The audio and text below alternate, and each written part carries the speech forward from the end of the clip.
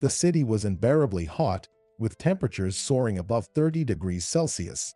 In the courtyards of the high-rise buildings, a young pregnant woman wandered aimlessly. She carefully scanned the house numbers on the street corners but couldn't find the address she was looking for. On a bench in a gazebo, elderly women sat, engrossed in gossip. Irene approached them, sat down wearily beside them, and rubbed her lower back. Her long dress clung unpleasantly to her body, and her sneakers dug into her swollen feet. She asked, "Good day. Can you help me find house number 7? I've walked the entire street, and I'm out of energy. My phone's dead too.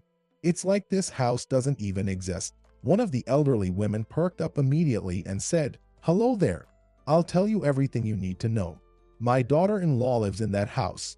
When you leave this courtyard, turn left, there's a store, and right after that, you'll find house number 7. I know everyone there." "Who are you visiting?" Irene sighed. "I am here in response to an ad for selling baby items. Buying stuff at regular stores is too expensive, and used items are more affordable." Irene thanked the woman, got up wearily, and headed toward the house.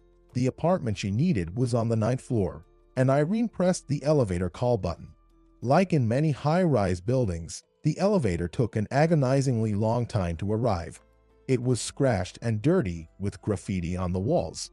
Irene began to calculate whether she had enough money for both the envelope needed for the maternity ward discharge and the baby onesie.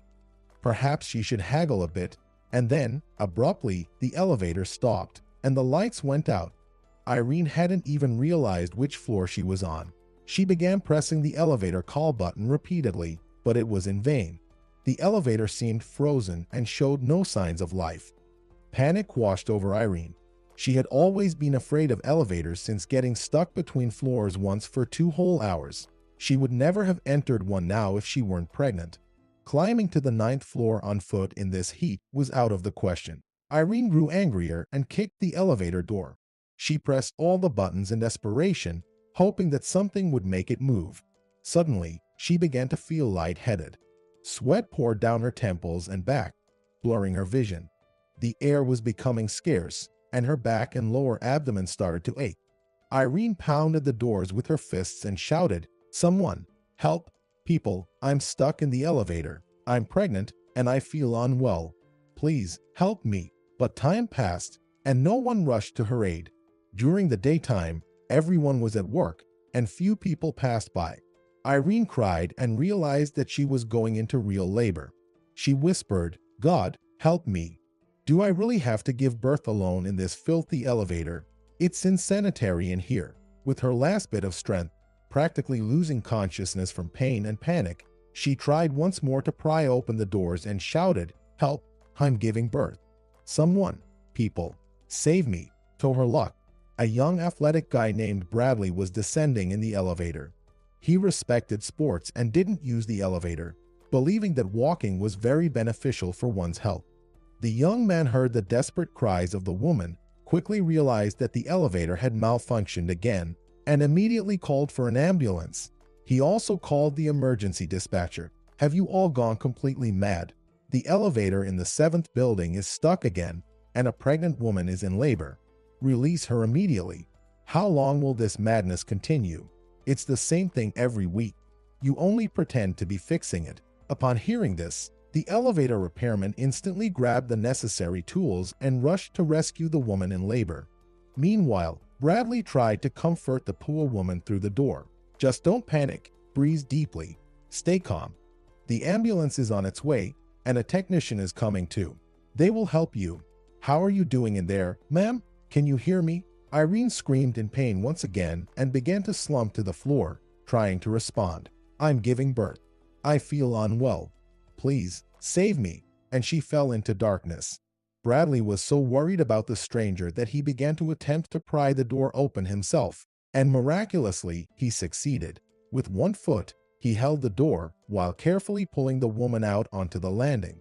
Neighbors rushed to the scene, laid a blanket and a pillow for her, and began splashing her with water, but Irene remained unconscious. Just then, the repairman arrived, explaining that it wasn't his fault. The elevator was just too old. Finally, an ambulance team arrived, and they immediately placed the poor woman on a stretcher and carried her to the vehicle, calling out to Bradley, "Are you her husband? Get in. You're coming with us. We don't know what might happen. It's a serious situation. There's been bleeding, and we're not sure if she'll make it." Bradley was in such shock that he got in and went along, worrying deeply for this young woman he didn't even know. What if something terrible happened? What if she died or lost her baby? What a disaster it had turned into for him. He patiently waited in the hospital corridor and didn't know how to explain to the medical staff that he wasn't the father of the child, and moreover, he didn't even know the woman. He had simply helped her. But he didn't leave. He thought, maybe she would need some help. Who else would help her? He couldn't abandon someone in need. The labor lasted an incredibly long time. Already 4 hours had passed, and suddenly, a nurse came out to Bradley and said, "Well, Dad, congratulations. You have a son. The baby is fine, don't worry. But your wife is in worse condition. The delivery was very difficult. She lost a lot of blood. She's still in the intensive care unit, unconscious, but she's getting better. However, they won't let you see her now. Come back tomorrow. I'll write you a list of medications. You'll need to buy them. They will help her recover faster." Bradley nodded and went home without revealing the truth. Why? He didn't know himself. He couldn't decide at that moment, and now it just felt awkward. A complicated situation, especially considering that Bradley was married. Upon returning home, his wife Isabella subjected him to a thorough interrogation. "Where have you been? And you didn't even buy bread. That's just too much. You were gone half the day, and you went out for just a minute. Did you drink?" Bradley responded irritably. "Isabella, please stop it. You know I don't drink alcohol at all. What's with this hysteria?" Something happened. He honestly told her the whole story, thinking that his wife would understand, maybe even commend him for helping a pregnant woman. But it turned out differently. Isabella was absolutely furious. "You're always like this, seeking adventures. What? You need more excitement than anyone else. Fine, you help. You opened the elevator. But why did you go to the maternity hospital? Or maybe she's your lover. And is the baby yours? Why are you so concerned about a stranger?" Bradley just waved his hand. "What nonsense. I told you, I don't even know her. I just helped the person. Enough of this. I'm done. I'll go buy some bread at last." Isabella immediately blocked the passage and sternly crossed her arms. "No, I won't let you go. You've already been out. You can eat without bread." Meanwhile, Irene finally woke up in the intensive care unit after a day and immediately screamed, "Where's my baby? What happened to him?" A doctor approached her and patiently explained, "Finally, Irene, you've regained consciousness. You really scared all of us, to be honest. Don't worry. Your son is fine, a beautiful boy. But your condition was touch and go. We even had to perform an emergency blood transfusion. We saved you by a miracle. Now, your condition has stabilized, and we're transferring you to a regular ward. Your son will be brought to you for feeding in an hour." "Thank you, doctor. Thank you so much. Can I ask someone to bring my belongings and everything needed for my son? My house key is in my bag, but they basically took me off the street. Thankfully, I always carry my ID and debit card with me." The doctor smiled. "Why ask someone else? Your husband has been sitting outside your room since morning, waiting for them to allow him in. He bought all the medications you needed and everything on the list. So, everything is in order. He was so worried, all worked up while you were in labor. It's clear that he loves you very much." Irene stared at the doctor in astonishment, and she even turned pale. "Excuse me, what husband? What are you talking about? I've been a widow for 3 months. My husband, Robert, worked for a private security agency and died while transporting valuable coins. You probably heard about it in the news. It was a high-profile case. Those robbers showed no mercy to anyone. I don't know how I survived his death, especially since I was already pregnant. We were making plans, choosing a name for our baby together, and then this. As for the guy who claimed to be my husband, can I meet him? I'm actually curious to see what this comedy is all about. I can't wait to lay eyes on him." The doctor stepped out and invited Bradley to enter. The young man gathered his courage and began to explain from the threshold. "Congratulations on the birth of your son. I'm sorry that they mistook me for your husband. Remember, I helped you get out of the stuck elevator yesterday. The ambulance crew decided I was your husband and asked me to go to the hospital with you. Well, I just didn't have the heart to tell the truth. I understand it's a very strange situation. It was as if Irene hadn't heard him at all. She crossed herself and whispered as if she were delusional. Robert, my dear, you've come back. But how? I buried you. Can people really come back from there? And the woman fainted again. A panicked Bradley rushed to call the medical staff, and they quickly revived Irene. An annoyed doctor scolded Bradley. What's going on here? Why are you pushing your wife to the point of losing consciousness? She's still weak. She doesn't need stress. Bradley realized that something absurd was happening and answered honestly, I'm not her husband. My name is Bradley, and I just helped this woman get out of the elevator. We don't even know each other. But Irene started muttering again, as if in a trance. Robert, what are you saying? You are my husband, my late husband. Oh, God. And she burst into tears, wiping them away with the back of her hand before crossing herself once more. Bradley asked the doctor, could this be some kind of stress-induced confusion? She clearly thinks I'm her husband. Is that even possible? The puzzled doctor tried to calm Irene. Now, Irene, let's breathe and calm down. Let's sort this out without emotions. You've just experienced a shock, and this stress, combined with the recent loss of your husband, can lead to such reactions. I'll call a nurse to give you a sedative, and you can get some rest. Sound good? But in the long run, Irene, you should consider seeing a psychologist. This is a serious case, from what I can see. The woman suddenly shouted, Do you think I'm insane? Huh, doctor, please, in my purse, in my wallet, there's a photo of Robert, my husband. I always carry it with me. Please, bring it here. You'll understand that I'm telling the truth. The doctor obediently fetched her bag. When Irene pulled out a photo of her late husband, everyone was genuinely shocked. The man in the photograph was practically a twin of Bradley, except for slightly longer hair. The doctor involuntarily crossed himself and muttered, I think I need a sedative too. So, what's happening here? Are you, dear sir, claiming to be Bradley, while looking exactly like Irene's late husband, Robert? A nurse entered the room and said, Edgar, it's time for your meeting. You're running late. The doctor adjusted his glasses and said in a puzzled manner, As you can see, it's time for me to go. You all can figure out for yourselves who the real husband is and who isn't. Feeding time in an hour, Irene. I'll come back after lunch. After the doctor left, Bradley began to explain himself. I honestly don't understand how this could happen, Irene. We've never met before, that's for sure. I thought you were genuinely going crazy. But now I realize your husband must have looked remarkably like me, and you got confused.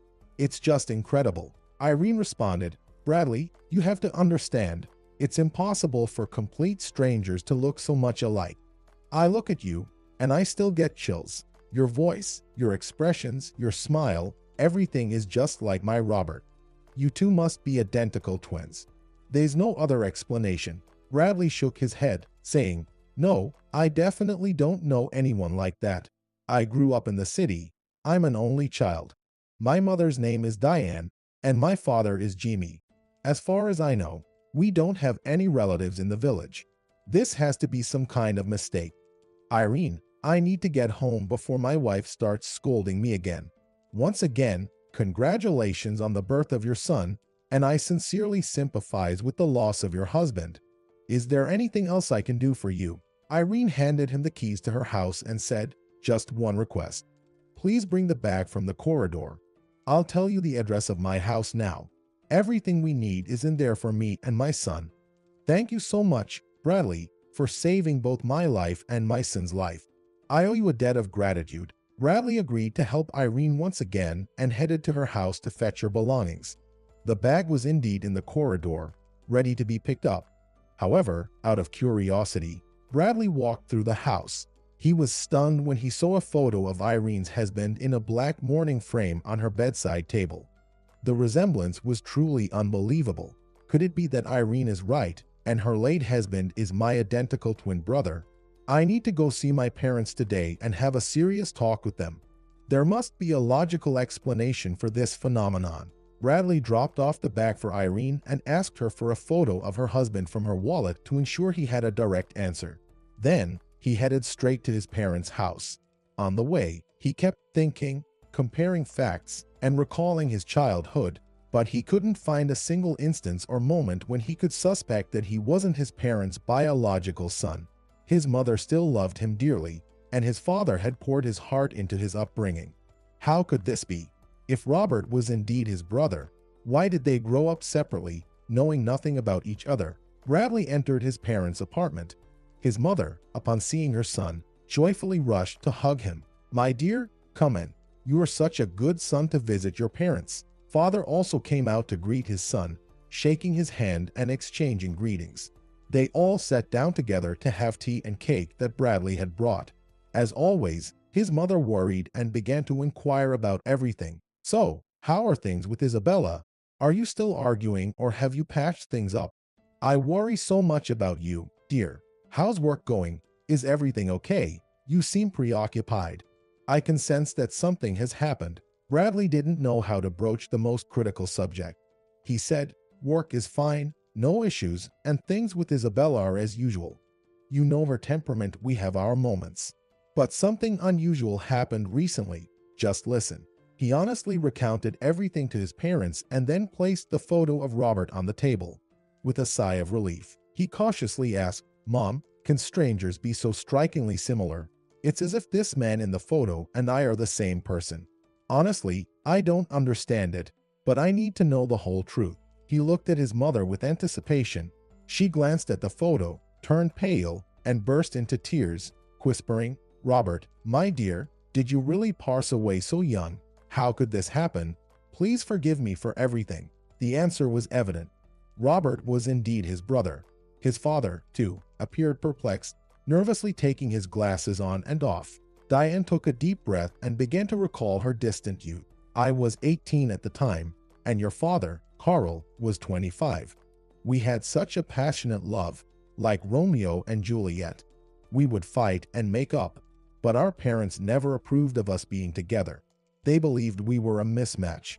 However, fate had other plans. I became pregnant soon after, and we had to settle our differences and get married.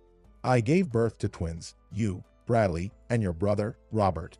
However, as soon as the two infants arrived, our married life took a difficult turn. I was exhausted, couldn't keep up with everything, and Carl was no help. He'd come home late from work, drank on the weekends, and eventually decided to cheat on me. We had terrible arguments, and after a year, we decided to divorce because living together became impossible. Carl insisted on equally dividing the children, so to speak. He took your brother and went to his hometown, to his parents. I stayed with you. We despised each other so much at the time that we agreed never to cross paths again, erase each other from our lives, and ensure that our children didn't know about each other. That's how it turned out. For years, I knew nothing about Robert's fate, but I often thought about him and remembered. It's only now, when you told me he had passed away, that I realized the gravity of our actions. My Robert is no longer in this world. There's no way to undo it, and I can't ask for forgiveness. That's the story, my son. Your mother is far from saintly. This secret has tormented me all these years. While the law was on our side, morally, it was all wrong." Bradley was in shock. He kept standing, then sitting back down, then pacing back and forth in the kitchen. "Mom, how can this be? I just can't believe it. What have you done? Why did you separate us from our brother forever? This is absurd. I understand that you and Dad got divorced, but what do we have to do with it? Why did you forbid us from meeting, from being friends? How is that fair?" So, Irene was right. Robert is my twin brother, and her son is my nephew, and your grandchild, for that matter.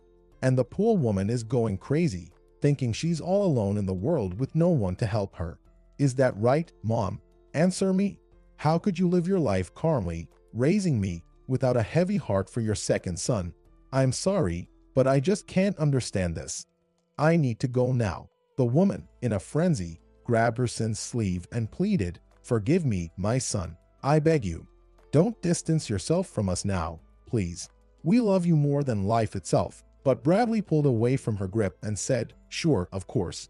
I'll call." He rushed out onto the street, feeling like he couldn't breathe, with a massive lump in his throat, wanting to howl, roll on the ground, and cry like a little child. Thoughts were swirling in his head, creating a dreadful chaos. How could my mother do this? Why did she and Dad treat us so cruelly?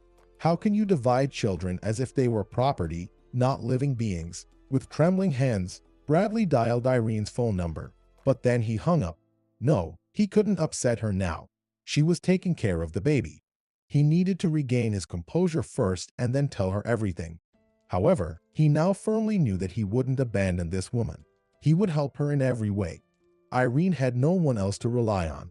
For the memory of his brother, he felt obligated to take care of his brother's wife and child. His mobile phone rang, and it was Isabella calling.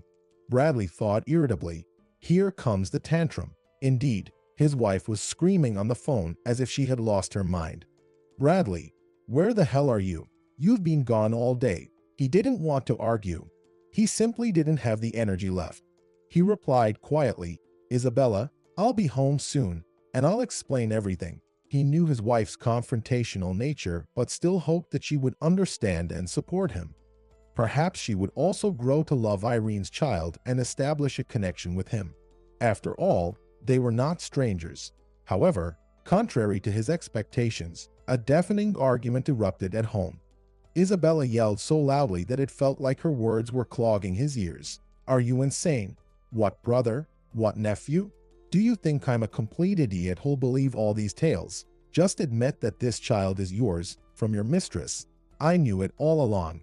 You're spending all your time with her now. So, this is where you disappear for entire days." His wife lunged at him, attempting to strike him, but Bradley was in no mood to tolerate it. He was stunned by his wife's outrageous tantrum. "Try hitting me. I've had enough of your scenes. I thought you would understand and support me, but you don't go crazy. I don't have any mistress, and I won't abandon Irene, and I will raise my nephew. The conversation is over." He slammed the door and locked himself in the bedroom. Bradley thought, how long can these scandals continue? Is this even a family? She's more like a monster than a wife. And to think I used to like Isabella's character. Isabella, on the other hand, remained upset until late at night, mentally accusing Bradley of being a cheater and a traitor. It never occurred to her that her husband wasn't lying. She was in a combative mood, thinking, well, that's all right. I didn't get married for this, to share Bradley with some lady. We'll see how this plays out. But he's so audacious. Instead of confessing and apologizing for his affair, he's spinning these tales. Despite the wild family quarrel, Bradley arrived at the hospital for Irene's discharge with flowers and balloons. He couldn't miss such an event. Irene came out looking happy, holding her precious child close to her heart. She was pleasantly surprised by the attention Bradley, her husband's brother, was showing to her and her son. Other women were being picked up by their husbands, and she didn't want to leave the hospital alone.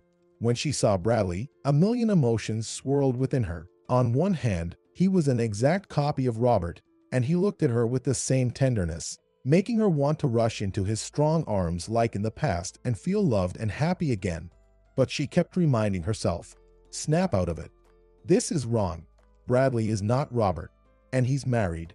However, her logical reasoning was at odds with the desires of her heart, which had been tormented by longing. Bradley started helping Irene, often taking little Paul for walks in the park, escorting them to doctor's appointments, and providing for their material needs, buying groceries and everything else required. He considered it his duty and found great pleasure in spending time with them. Unlike the confrontational and noisy Isabella, Irene was quiet, thoughtful, and very house-proud. Her home was always clean and cozy, with a special, pleasant atmosphere that soothed Bradley. One day, Bradley finally mustered the courage to ask Irene, "Tell me everything about Robert's death. Something feels strange to me. I want to know who killed my brother. These scoundrels must be held accountable for their actions and not continue to enjoy life. It's a matter of honor, you know." Irene sighed and began to recount, even though these memories were very painful for her. Robert worked for a private security firm and was highly regarded by his superiors. On that occasion, He was assigned to accompany a well-known individual who was transporting valuable antique coins. It seemed like a routine task to protect the valuable property until the deal was completed. But on the way to the agency's car, they were attacked by gangsters and shot. This happened in a remote area, so there were no witnesses. Robert and 2 other security guards were killed on the spot, riddled with multiple gunshot wounds. They never regained consciousness. The coins were stolen, and they were not in the car. That's all I know. I still can't come to terms with Robert's death. I cry into my pillow at night. Bradley furrowed his brow, saying, "Listen, can you give me the address of this security agency? I want to talk to its owner. Maybe we can find out something. It's a strange case, don't you think? How could the gangsters have known about the impending deal? And how did they manage to ambush them in such a convenient place?" Irene became alarmed, saying, "Bradley, maybe we shouldn't do this. I won't survive it if something happens to you too. You're the closest person to me now, and you take such good care of us." Bradley hurried to reassure her, saying, "Don't worry. Come on, isn't it unfair that Robert is no longer here, and your son is growing up without a father, while the killers are still free? Someone has to seek the truth." The next day, Bradley decided to visit the owner of the security agency. He had a plan in mind and was counting on it. He confidently entered the chief's office and began the conversation right away, saying, "Well, hello, Ken. How are you? Does your conscience bother you? Do the dead haunt you at night?" Seeing Bradley, Ken jumped up and started backing away towards the window. He stammered, "Robert, this can't be. You're supposed to be dead. I was personally at your funeral. Are you back from the afterlife, or am I going crazy?" He began rubbing his eyes and shaking his head in an attempt to dispel this hallucination. Bradley chuckled hoarsely, scared. "I'll be coming to see you every day until you tell the truth. I know you're involved in my murder. Confess, you scoundrel." Ken broke into a cold sweat. He felt nauseous. Fear penetrated every fiber of his body. He couldn't bear it any longer and started talking. "Leave. Disappear. Please. I'll tell you everything. Just go. My people killed you. They even sent me photos as proof. There was so much money at stake. Do you even realize how much those damn coins are worth? It's a fortune. But fate had it out for me. When they delivered those boxes of coins, and I opened them, they were filled with nothing but sand. Plain sand in bags. Someone found out about the deal before me and outsmarted me, leaving me with nothing. Are you satisfied now? Now go. I've told you the truth. What more do you want, Robert?" Bradley turned off the recorder in his pocket and said, "You're a murderer, and you'll answer for everything." Ken rushed out of the office and immediately called the police, waiting for them in a nearby park. Bradley was shaking. His thoughts were in turmoil, but he rejoiced, thinking, "I did it. This idiot believed I was a ghost. Now he'll pay for everything, scoundrel. Can you hear me, brother? I found your murderer. I did it." Ken was taken to the police station, and Bradley provided the investigator with the recording from the dictaphone with his confession. Under pressure from the investigation, the agency owner confessed to everything and implicated his accomplices. The case was solved, and the villains received prison sentences for their crimes. However, even the experienced investigator couldn't uncover the main mystery: who had actually stolen those valuable coins, and where did they disappear to? If they had tried to steal them, the police would have known about it instantly. But it was as if they had vanished into thin air. Relationships between Bradley and Isabella were deteriorating rapidly, and they hardly communicated anymore. Isabella had gone completely mad, interrogating her husband with suspicion every day. If he was late, she searched him, looking for signs of infidelity in his belongings, his bag, and his phone. She was utterly obsessed with this idea, and no matter how much Bradley assured her that he was helping Irene solely for the sake of his nephew, she didn't believe him. Although Bradley knew that there was some truth in her words. Yes, there was nothing between him and Irene, but he desperately wanted a romantic relationship with her. He had a deep admiration for Robert's wife, and he had grown very attached to Paul. After all, he had pleaded with Isabella to have a child for so long, and she had always refused, coming up with excuses each time: her career, the timing wasn't right, and so on. Now, when Robert's wife felt the threat to her family and was ready to get pregnant and have a child, Bradley no longer needed it. He increasingly found himself thinking that he didn't love Isabella anymore. The emotional warmth and harmony between them had long disappeared, even before he met Irene, and the spark of passion that initially brought them together had long faded. All that remained was a bitter aftertaste and complete disillusionment. Irene, too, couldn't make sense of her feelings. She eagerly anticipated each meeting with Bradley. She felt so comfortable and happy around him. But maybe she still loved the image of her Robert. How could she be sure? Her soul was in complete turmoil. On one hand, she was drawn to Bradley like a magnet, and she couldn't do anything about it. On the other hand, Irene knew that Robert's brother was married, and she had no right to cross that line. Moreover, she thought that Bradley was helping her out of pity. She felt that if she succumbed to temptation, she would betray her beloved Robert. So, Irene and Bradley continued to be friends, but there was always something more in the air. But Isabella was absolutely certain about her feelings. She had no doubts. She fiercely hated this Irene, who seemed to have appeared out of nowhere, along with her child. Isabella saw her as a rival and harbored a cunning plan, dreaming of revenge.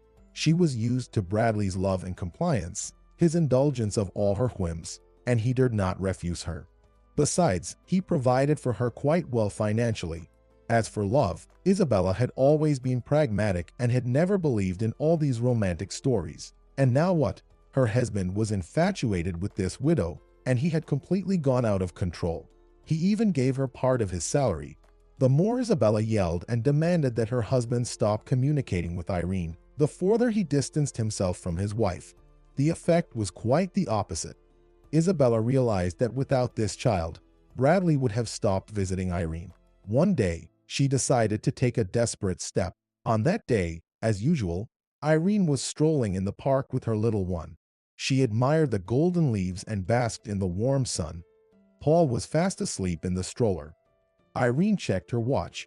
It was almost 6 in the evening. Bradley was about to arrive. After all, her little one would soon take his first steps. Irene took out her mirror and glanced at herself, adjusting a lock of hair that had strayed from her hairstyle, and smiled at herself. She always felt better in anticipation of a meeting with her beloved Robert. Then, out of nowhere, a stranger in a tracksuit and a hood suddenly appeared from an alley. She rushed towards Irene and sprayed something into her face from a gas canister, saying, "This is for all your troubles." Irene screamed in agony from the sharp pain in her eyes. It stung so much that she completely lost her orientation for a split second and only regained consciousness when she heard her son crying. To her horror, the baby's cries were getting farther away, but Irene couldn't see anything. Her eyes were tearing up terribly. She found the stroller by touch, but it was empty. In a panic, she shouted in someone else's voice, "People, help! They've kidnapped my child." Bystanders rushed over and followed the stranger's trail, but she was already gone. Irene fumbled for her phone in her pocket and asked someone in the crowd to dial Bradley's number and call for an ambulance and the police. A man rushed over, startled, and found a heartbreaking scene in the park. The grief-stricken mother was crying, clutching her head and shaking the empty stroller as if her baby was still in it. She cried out, "Paul, my little boy, where are you? Where should I look for you? I can't bear this. I'll die without you. Lord, why is all this happening to me?"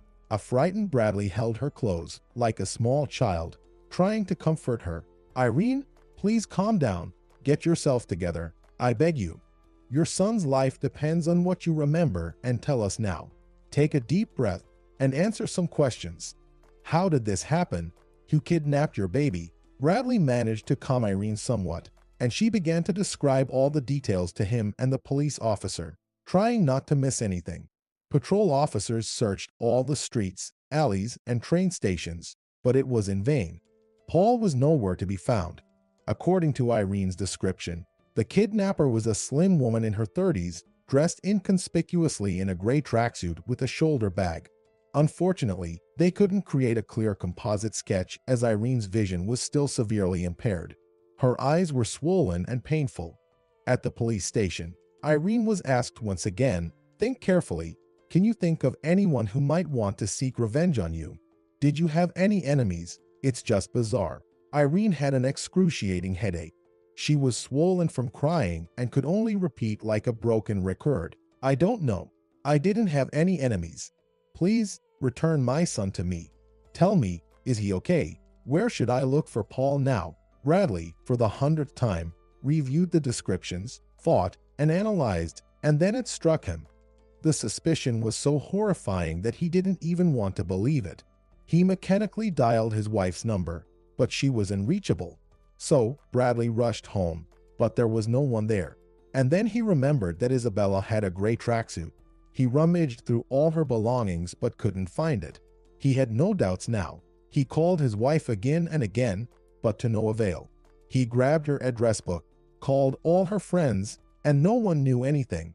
No one had seen Isabella's visitors. Bradley began to rummage through his wife's things chaotically, not even knowing what he was looking for. And then, he found a picture in her bathrobe pocket. It was a photo of little Paul. Bradley had taken it as a keepsake, hoping that Isabella, upon seeing what a charming nephew he had, would want to meet him too. On the back of the photo, the word hate was written, and the photo itself had been punctured with a knife. All the pieces of the puzzle fell into place for Bradley. He felt queasy, and he rushed back to the police station, showing everything to the officers and shouting, "I've figured it out. It's Isabella, my wife. She kidnapped my nephew. She was insanely jealous of my relationship with Irene. She didn't believe that I was helping her out of family ties and thought Irene was my lover. I tried to reason with her, explain that it wasn't true, but it was as if she couldn't hear me. But I never thought she'd go this far. Lord, I can't wrap my head around this. Why did she do this? Where is she hiding Paul? And what does she intend to do with him?" Irene seemed to lose her mind. She jumped up, grabbed Bradley by the lapels of his jacket, and screamed, "It's all your fault. It's because of you. If my son dies, it's on your conscience."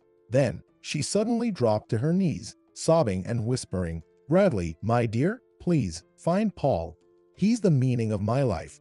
After Robert's death, my son is everything to me. I love him more than anything." The police officers were taken aback, and then they decided not to further distress the grief-stricken mother, so they released her. However, realizing that she shouldn't be left alone at this time, they asked paramedics to keep an eye on her. Irene was taken to the hospital by an ambulance, while Bradley stayed at the police station. He had to help find his nephew. The investigator began to speculate aloud. "So, let's think logically. Your wife, as you say, is consumed by hatred. Consider this. Is she capable of the worst? Can she harm the child? That's the main question now." Bradley waved his hands in disbelief. "No, no way. Isabella may be unstable and hot-tempered, yes, but she's not a murderer. When we go to our country house, she even takes care of stray animals. And why would she take on such a sin? I don't think going to prison was part of her plan. She loves herself too much and enjoys a comfortable life." The investigator suddenly became more animated. "Where is your country house located? Maybe that's where your wife has hidden the child. After all, we checked all the train stations, and no one purchased a ticket with such a young child. Does Isabella drive a car? We do have a car, but my wife doesn't drive, and she doesn't even have a driver's license. And the country house is 50 kilometers away from the city. Do you think she's there? But why would she take the baby to such a remote and deserted place? You see, women in states of jealousy and aggression can be unpredictable. We can't afford to waste any time. Every minute counts. Are you coming with us?" On the way, a police officer kept making calls and giving orders to colleagues. "Check with taxi drivers. It's possible that the kidnapper took a taxi. She must have found a way to get to the country house. And also, show Isabella's photo at the children's store. It's right on the outskirts of town. She snatched the child from a stroller, so she must intend to feed him, I hope. I'm afraid to consider any other possibilities." An hour later, Bradley and the police officers arrived at the country house. Bradley opened the door with his keys, and they searched the entire place, but neither Isabella nor the baby were there, nor were there any other signs of someone's presence. They were once again at a dead end, unsure of what to do next, and then an overly curious neighbor inadvertently helped them. He mentioned that he had seen a strange woman hanging around the house not too long ago. He didn't notice a child, but she had a hefty bag slung over her shoulder. She had been asking neighbors if there was any vacant housing in the village, and she had also visited another grandmother. In short, she seemed rather odd and nervous. The police officers rushed to the grandmother's house, and thankfully, Paul was there with Grandma Melissa. Isabella, however, had disappeared without a trace. The old lady explained, "Oh, what a strange turn of events. I was planning to go to the police tomorrow. This woman came to me, brought the baby, and started saying something about taking care of the child, claiming he was sick and slept all the time. She left the baby with me and then ran off somewhere. So take the child away. I don't want any trouble. I suspect you'll find her near the swamp. She was asking about a place to stay, and there's an abandoned house there." Bradley didn't waste any time and drove back to the city with his nephew. On the way, he called Irene. "Irene, we found Paul. I'm taking him to the hospital." Irene immediately screamed in a voice not her own. "To the hospital? What did she do to him?" "My baby. Is he okay?" Bradley hurriedly reassured her. "Don't panic. Paul is fine. He just slept for too long." The old lady suspects that she might have given him a sleeping pill. "It's better to have the doctors check him out. So, you should come here too, and I'll be waiting for you." Irene couldn't remember how she got to the hospital. Her heart felt like it was about to burst out of her chest. She prayed to God for one thing only: "Lord, let everything be okay with Paul." Thankfully, everything was fine with the child. Isabella had indeed mixed a sleeping pill into his formula to keep him quiet. The doctors confirmed Paul's good health and discharged Irene and her son from the hospital. The poor woman didn't leave her son's side for a moment. She kissed and hugged him repeatedly. Then, she began apologizing to Bradley. "Thank you for helping find Paul, and I'm sorry for getting so angry with you back at the police station. I wasn't myself. I was overwhelmed with grief. Thank God everything turned out well. But I still don't understand why your wife did all of this. Have they found her?" Bradley sighed heavily. "I'm still in shock myself. I never expected Isabella to be capable of this. I feel guilty in front of you and Paul. You're right. This all happened because of me. One thing I know for sure is that I can't live with her anymore. Well, she'll get what she deserves. Stealing someone else's child. Can you believe it?" Irene said quietly. "I want to talk to her. It's important for me to know why she did this." Isabella was taken into custody, facing a substantial prison sentence for child abduction. All traces of hatred seemed to have evaporated, and the detention center quickly sobered her up. It was only now dawning on her the gravity of what she had done. She sat in a corner on a dirty mattress, staring in horror at the damp and moldy walls. An enormous spider in the corner and the prison food had her recoiling in disgust. Isabella couldn't help but think, "My God, what have I done?" Despite Bradley's protests, Irene requested a meeting with Isabella. She was somewhat apprehensive, considering Isabella mentally unstable. Irene thought that Isabella would curse her, but things turned out quite differently. A quiet and subdued woman was led into the meeting room. She appeared attractive and well-groomed, and one could never tell she was capable of such actions. Her eyes were not filled with malice but rather fear and a sense of inevitability.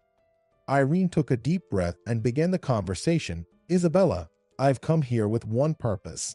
I don't need your apologies or remorse. I don't believe in them. I need the truth. Why did you attack me in the park and steal Paul? Did you want to harm him? But why? What have I done to you? We aren't even personally acquainted. Tell me the truth, and I'll leave." Isabella lowered her gaze, clearly ashamed. "Don't talk nonsense. If I wanted to harm him, I would have. Why did I attack you? Well, because before you came into our lives, I had it all, a beloved husband and prosperity. But you took it all away from me." Irene, taken aback, pulled a photo of the late Robert from her bag and handed it to Isabella. "I'm not Bradley's lover. He's my late husband's brother, that's all. Do you understand what it was like for me to be pregnant after my husband's death? Thank you to Bradley for extending his help. He's just taking care of his nephew, that's it. But even if we had a relationship, why would you steal a child and take him to the countryside?" Isabella suddenly grabbed her head. "Don't interrogate me. It's like something possessed me. I lost my mind with jealousy and anger. I wanted to hurt you, to get revenge. And it seems like I succeeded. But it didn't bring me any relief. I was so scared when the baby slept for so long. I must have overdone it with the sleeping pills. He just wouldn't wake up. So, I left him with that old lady, hoping she'd take care of him. I'm sorry. I got myself into a mess. It's only in prison that I realized I no longer love Bradley, just as he doesn't love me. I clung to him and never let go, but was it worth it? I ruined my life and yours too. It's a pity that nothing can change now. Irene asked quietly, but what if everything could change? What would you do? I would leave forever by the sea and start a new life from a clean slate. But alas, that's impossible. And she began to cry quietly, sincerely, trembling with every fiber of her being. Isabella was taken away, while Irene remained seated for a long time, lost in thought. When Bradley learned that Irene had withdrawn her complaint, he was indignant. What are you doing? Why? Isabella must face the consequences for everything she's done. Irene stubbornly replied, she's already being punished.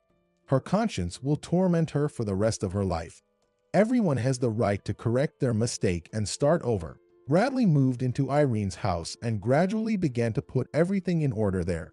He had divorced his wife, and she indeed left and never appeared in their lives again, just as she had promised. Irene and Bradley together raised Paul, rejoicing in his first steps, and between them, a new, bright, and pure feeling blossomed, a sincere, profound love for each other. All right, everyone's presentations are done, Nick, the manager, said as he tried to move the discussion forward. Excuse me, I haven't. I recently found out something. Nick interrupted me and began to speak. There's apparently someone in this department who didn't graduate high school and is just a part-timer. Meetings should be for employees only. Absolutely right. His lackey, Mike, of course, agreed with Nick. I'm leaving. After leaving the meeting room, I started to shut down my computer. I noticed that an email had arrived, not in my personal inbox, but in the company's shared email. Thinking, there's no point in speaking up, no one will listen, I went home quietly. The next day, I heard a commotion from Nick's desk. He was staring at his computer screen, his face pale. Nick? Is something wrong? Mike looked at the screen with him. And he turned even paler than Nick. Why is he so angry? Knowing the reason for Mike's distress, I thought to myself, serves them right. My name is Adam. My mother passed away when I was in the 9th grade, and I was raised by my father. Well, you could hardly call it being raised. After my mother passed, my father changed. He drowned his sorrows in alcohol, and though he still went to work, he squandered our living expenses on horse racing. Because of that, I had to start working part-time as soon as I entered high school. Every month, I went to the convenience store with bills in hand that couldn't be auto-deducted from my father's account. Even though I endured it because I didn't want to be alone, I reached my limit in my second year of high school and dropped out. I found a live-in job at a distant inn. Thank you for everything. The day I left home, my father, still staring at the TV, spoke. Take care. That was our last conversation. Back then, 18 wasn't the age of majority, so I needed my father's permission to work, and I couldn't hide my place of employment. Yet, my father never visited me even once. I kept working just to survive, and before I knew it, I was 42. Years of hard work paid off, and I was transferred to the headquarters. I was thrilled to be recognized by the company, as I thought I'd be working in the field until retirement due to my lack of formal education. Listen up. Our work can change the future of our employees. Don't drag us down. On my first day after the transfer, Nick, dressed in an expensive suit, spoke sternly. There was a reason for this. Our inn was located in a prominent tourist destination, known so well that everyone in the state could sing its commercial jingle. At its peak, we had 5 locations within the state. But that was long ago. Due to financial difficulties and aging facilities, only the place where I had worked for many years and the original establishment remained. I was prepared to lose my job anytime, but now there was a glimmer of hope. With the rise of social media, the tourist area where the inn was located started gaining attention again. Depending on how hard the sales department, where I was transferred, worked, we could either thrive or be forced to give up this prime location to the new hotel chains continuously popping up. For Nick, who had switched careers from another industry to strengthen our sales, this was a battle he couldn't afford to lose. I understood why he had to be strict. I will do my best. Nick sneered at my enthusiastic declaration. Did you not hear what I said? I'm sorry. I thought I was listening carefully. Out of habit from years of customer service, I apologized reflexively, though I had no idea what had offended him. Someone was watching me with a smirk. In this department, there are those who are expected to excel and those who have been shoved here because they have nowhere else to go. You are the latter. It was Mike, the section chief. He's 7 years younger, at 35. But he was called to headquarters much earlier than I was and had been moving around within the headquarters ever since. I'm not jealous, but I can't accept that he's my boss. Graduating from a prestigious university, he has an unusually high pride and caused many problems as a newbie, making things very difficult for me when I was the front desk leader. When I found out Mike was transferred to the sales department a month before me, I was disheartened. Mike is right. With just a middle school diploma, there's not much you can do. Don't even think about achieving results. As if I didn't exist, Nick remarked, I'm thirsty. Mike eagerly ran to the coffee maker. It seems Mike is Nick's lackey. I regretted being happy about my transfer to headquarters, wishing I had stayed on site forever. Send a direct mail to every company on this list by the end of the day. Nick only assigned me tasks that even a new graduate could handle. What? There are over 1,000 companies.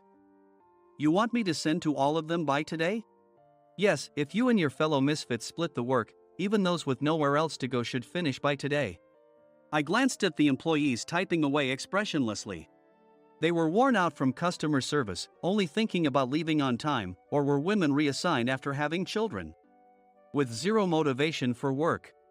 Even Sam, a new graduate from the same university as Mike, who was supposed to be among the expected achievers, had no enthusiasm for the job, having joined the company wanting to do customer service. I don't care what they say, I plan to quit anytime, he said. Only Nick and Mike were highly motivated, making all the decisions between the two of them. I originally only wanted to work at the inn to survive and had no particular attachment to this job. I swallowed my words, thinking I had no right to reprimand them. About a month after the transfer, Nick told us with a frustrated look. To commemorate the 50th anniversary, we've decided to create a plan exclusive for one group per day. Originally, Mike and I were supposed to come up with it, but our president, Mr. Thompson, insists on hearing everyone's opinions. So, you all get a chance. As Nick explained, Mike began handing out prints. Make sure not to embarrass Nick. If your ideas are half-baked, you'll have to redo them. It seemed that they had printed his handwritten notes by Mr. Thompson, which included several questions and a section for free responses. It made sense why Nick had to seek our input, given that all responses had to be submitted to Mr. Thompson. We were given a week to think about it, and a meeting was scheduled to compile our ideas. My plan is to let guests enjoy both the old and modern America. Nick began the presentations. Guests would watch a master confectioner at a nearby traditional sweet shop make sweets in front of them. The welcome drink would be premium tea in a bottle. Nick's plan was certainly attractive. After his presentation, Nick called on us to present in the order we were seated. Just as I stood up for my turn. All right, everyone's presentations are done. Excuse me, I haven't. I recently found out something. Nick interrupted me. There's someone in this department who didn't graduate high school and is just a part-timer. He was likely talking about me. I joined the company as a part-timer and was made a full-time employee when I turned 20. That was 20 years ago, so Nick and Mike probably had no chance to know until recently. Meetings should be for employees only. Absolutely right. After that, Nick kept creating opportunities to solicit everyone's opinions, purposefully excluding me from speaking. The meeting unexpectedly heated up and went past the scheduled end time. A few people asked to leave, and the discussion continued with the remaining few. Still here? Normally, you'd leave in that situation. Though I had no attachment to the job initially, hearing kind words from customers made me want to make them happier. For someone like me, with nowhere to go, the inn was my home and customer service was my life. I felt pathetic about my current self.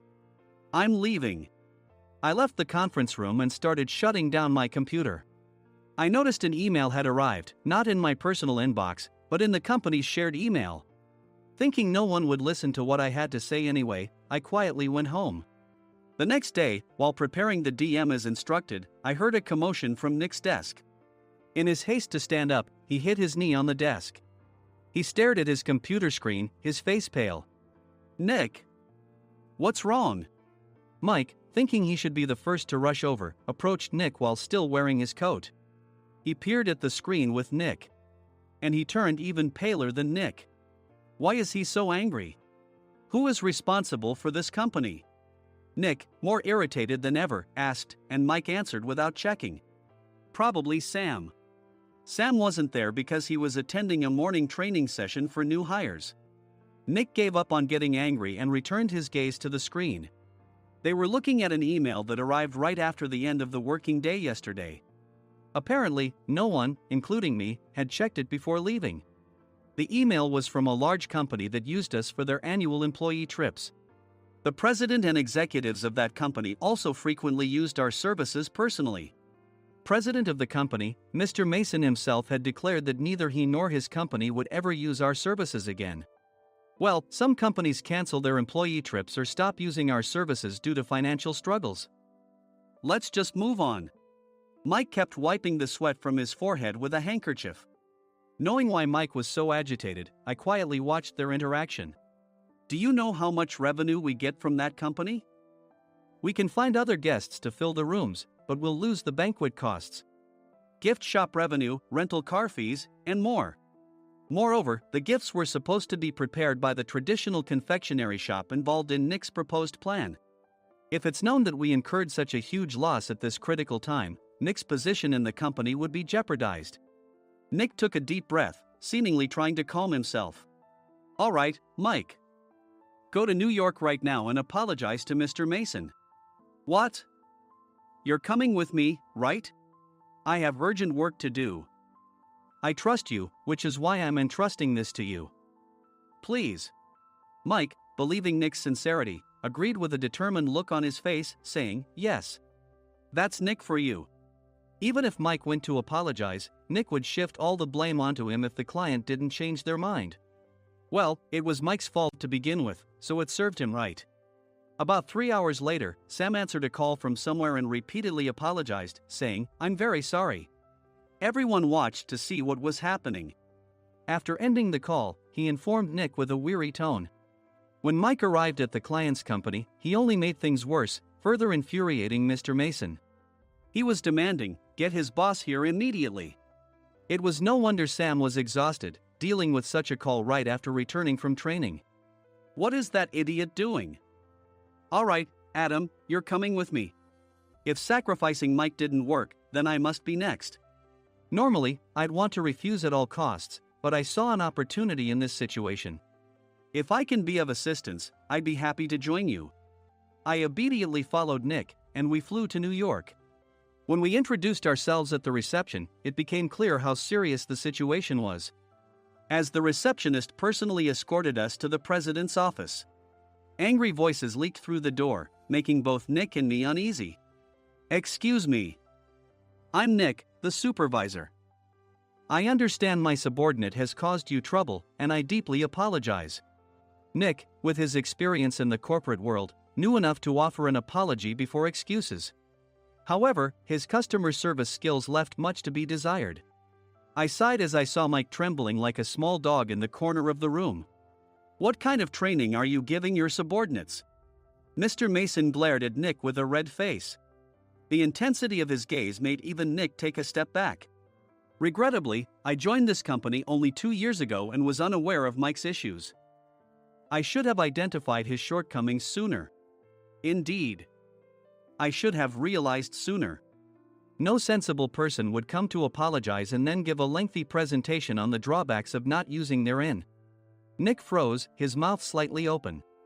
Suspecting the worst, I picked up the documents that had fallen to the floor. It seemed Mike hastily prepared these documents on the plane, listing the disadvantages. Disadvantage 1: if you change the venue for the company trip, employees might suspect it's for cost-cutting reasons, leading to a negative impression. Reading it aloud half-jokingly, Nick snatched the papers from my hand and checked the contents with a furious expression. Among the stack of documents was a receipt from a nearby convenience store's copy machine. I felt a pang of dread, hoping he hadn't shown the receipt as well. What do you think he said when I asked what kind of nerve he had to do this? I'm very sorry. Faced with the dire situation, Nick must have thought there was nothing left to do but apologize. In a voice smaller than I'd ever heard from him, he uttered words of apology. He said, "I'm a Harvard graduate. I don't believe I said anything wrong." Mike! What have you done? Forgetting his plan to pin the blame on Mike, Nick yelled loudly, even in front of Mr. Mason. "I didn't do anything wrong." "You're still saying that? Look at him." Mike pointed at me with a shaking hand. "I was assigned to headquarters in my 20s and now I'm a section chief. This guy only made it to headquarters at 42. Everything I've done proves I was right. So why are we losing the contract?" Having said his piece, Mike collapsed to the floor. "Of course. You were sent there because you had nowhere else to go."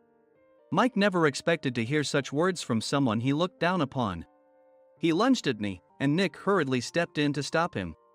"Mr. Thompson told me Mike is a quick thinker, and to take good care of him." There's no way he was pushed aside. "Don't make things worse here. He didn't say quick thinker, he said only quick-witted, didn't he?" I don't remember that part. I recalled the many troubles Mike caused when he was a newbie. When Mike was on the front line, his pride was so high that he never apologized to customers. Customer service, especially in our job, doesn't work alone. It brings both good and bad situations. If the front staff or housekeepers made mistakes, or the cleaning company didn't properly clean a room, one had to apologize to the customers regardless of personal fault. Mike, in such situations, would never apologize, insisting he wasn't at fault. This often angered customers, and as the front desk leader, I frequently had to apologize on his behalf. He caused complaints and disrupted operations, which is why he was quickly moved to headquarters. In departments where he didn't interact directly with customers, his quick thinking was beneficial and things went well. But it seemed his flaws were starting to show. Corporate reservations are supposed to be entered into the system by the sales representative. But a quick check yesterday revealed that more than 10 items were missing from the client's reservation. The handover document clearly stated what needed to be prepared. Why didn't you enter it into the system? Why do we have to give them special treatment? Filling rooms near the banquet hall, setting up all the food in advance. Specifying the brand of wine, they're too demanding. No wonder he always angered customers, I thought, feeling a headache coming on. Grouping them in rooms near the banquet hall is for our benefit too. It makes it easier for the staff to set up beds and serve breakfast since everyone's schedule is synchronized. As for the other requests, Mr. Mason suggested them to lighten our load. I didn't know that. Nick finally seemed to realize that Mike was the one who had angered the client. What did you say to them? I just told them we wouldn't give them special treatment anymore. We shouldn't waste effort on things that don't bring in money. I was utterly exasperated at his lack of understanding of customer service. Of course, we shouldn't comply with unreasonable demands. But carrying over successful practices from past stays makes customers feel remembered and enhances their experience. Good memories encourage repeat visits. That's part of our job. I looked down at Mike, who was sitting on the floor. In our job, nothing is a waste. Mr. Thompson likely moved you to the sales department, hoping you'd finally understand this. How do you think he feels now that you've failed to meet his expectations? Mike, tears in his eyes, fled the president's office. I was amazed he still hadn't apologized. You have it tough, Adam. It's okay, we're all employees of the same company. I deeply apologize for this disrespectful incident. Especially after all the care you've shown us. If it weren't for you, Adam, I really would have stopped staying here. When I heard you were moving to the sales department, I was willing to reconsider if you handled it. Seeing us talk so amicably, Nick's face contorted. Do you two know each other? Adam's service is excellent. I always requested him specifically. Normally, we don't accept specific staff requests, but we made an exception for Mr. Mason, adjusting my shifts accordingly. He had personally stayed at our hotel just before my transfer, and during casual conversation, I mentioned, "I'm moving to the sales department soon." If I hadn't told him then, things could have been much worse. "Please continue to take care of us. I look forward to it." On the return flight, Nick awkwardly offered me a can of beer. It's still working hours. Of course, I had no intention of forgiving him for a single beer. Nick might try to pin everything on Mike and avoid any consequences. While pondering this, a startling fact came to light. "Nick, the tea bottles for the plan have arrived." I handed Nick a bottle labeled with Irene's name. "They look good." "What are you talking about?"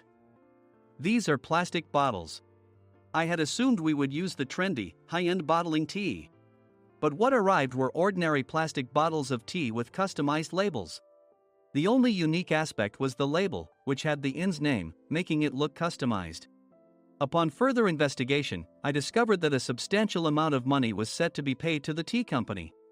It was priced like bottling tea. Does this plastic bottle really cost $100 each? The tea inside is specially blended for us. The extra cost is for that. Wouldn't it be better to use another tea company? Or is there a specific reason we must use this one?" As Nick continued to make excuses, I showed him a printed email. I informed the tea company's president, Mr. Mitchell, that we discovered irregular payments and he confessed. He said you two were high school classmates and planned to split the extra money. That idiot. Why did he confess? That's not important. You should worry about yourself. This could turn into a police matter. Opening the bottle cap, I suggested. How about calming down with this tea? It supposedly has a relaxing effect. Nick drank the tea frantically. In the following days, decisions were made about their fates. Mike was reassigned to the General Affairs Department, with no chance of transfer or promotion, as per Mr. Thompson's orders. As for Nick, since the payment to the tea company hadn't yet been made, he narrowly avoided legal trouble. Instead, he was encouraged to leave the company, and to avoid further complications, Nick submitted his resignation. Rumor has it that connections between HR departments have made it difficult for him to find new employment. Even though it was good to have those two gone, something unexpected happened in the sales department. Everyone became motivated and united in refining the 50th anniversary plan. In the end, my plan was adopted. We collaborated with the Tourist Information Center to provide personalized guides. The plan, tailored to the number of guests, was truly special for the 50th anniversary. "Hey, is Adam's family coming to stay?" I immediately booked that special plan for my family. Sam noticed it on the reservation list and quickly picked up on it. "Yes, I'm inviting my father." "That's great. I might invite my parents too." I lacked the courage to face my father just as Adam. But here, with the confidence Mr. Mason praised, I felt ready. The 50th anniversary plan was a perfect opportunity to reconnect with my father. I hoped to bring back the days when we could laugh together as we once did.